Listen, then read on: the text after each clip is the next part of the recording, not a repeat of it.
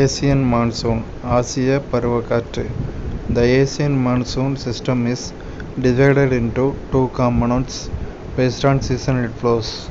ஆசிய பருவக்காற்று அது வீசும் பருவங்களுக்கேற்ப இரண்டு பகுதிகளாக பிரிக்கப்படுகிறது.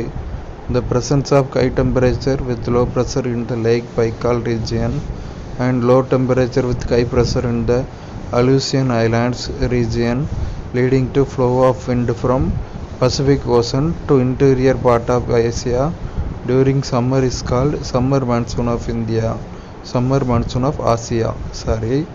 அதாவது வைக்கால் பகுதியில் இருக்க அதிக வெப்பநிலை காரணமாக குறைந்த அழுத்தம் நிலவுது.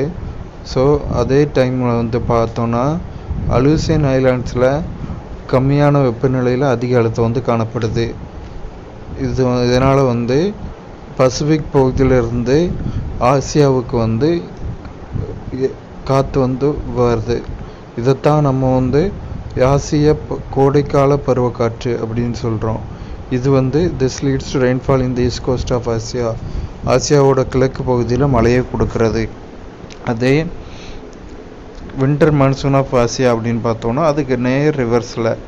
மெயின்வேல் in winter the low temperature and high pressure in the Lake Baikal region and high temperature and low pressure in the Aleutian Island region, leading to flow of wind from Central Asia to Pacific Ocean is known as winter monsoon of Asia. அதாவது என்ன கொடுத்துருக்காங்கன்னா, அதே சமயம் நம்ம குளிர்காலத்தில் பார்க்கும்போது பைக்கால் ஏரியில் காணப்படுற குறைந்த அழுத்தம் மற்றும் குறைந்த வெப்பநிலை மற்றும் அதிக அழுத்தம் காரணமாகவும் அலூசியன் தீவுகளில் காணப்படுற அதிக வெப்பநிலை மற்றும் குறைந்த அழுத்தம் காரணமாகவும் மத்திய ஆசியாவிலேருந்து பசிபிக் பெருங்கடலுக்கு காற்று அடிக்கும்.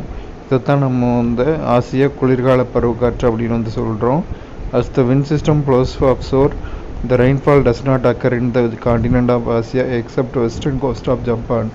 இதனால் இந்த பருவக்காற்றினால ஜப்பானோட மேற்கு பகுதியை தவிர வேறு எந்த பகுதிக்கும் மழை கிடைக்கிறதில்ல. இதை தான் கொடுத்துருக்காங்க. ஆக்சுவலாக இப்போ ஒரு இடத்துல அதிக வெப்பநிலை நிலவுன்னு வைங்க. இதெல்லாம் ஒரு பகுதியில் இருக்கக்கூடிய மூலக்கூறுகள், காற்று மூலக்கூறுகள் அதிக வெப்பநிலை நிலவுறப்போ இந்த மூலக்கூறுகள் அதிக வெப்பநிலை கொடுக்குறப்போ இந்த மூலக்கூறுகள்லாம் விரிவடைந்து மேலே போயிடும். இந்த மூலக்கூறுகள்லாம் மேலே போயிட்டுனா இந்த இடம் ஃபுல்லாக காலியாயிரும். ஸோ காலியான என்னாகும், இது குறைந்த அழுத்தத்தை உருவாக்கும். இதே மாதிரி குளிரான இருக்கக்கூடிய இடத்துல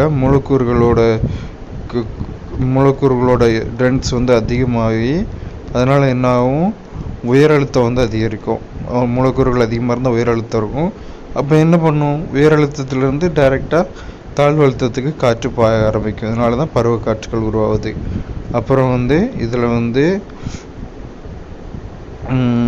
பைக்கால் ஏரி எங்கே இருக்குன்னா ஆசியாவில் இருக்குது, மத்திய ஆசியாவில் இருக்குது.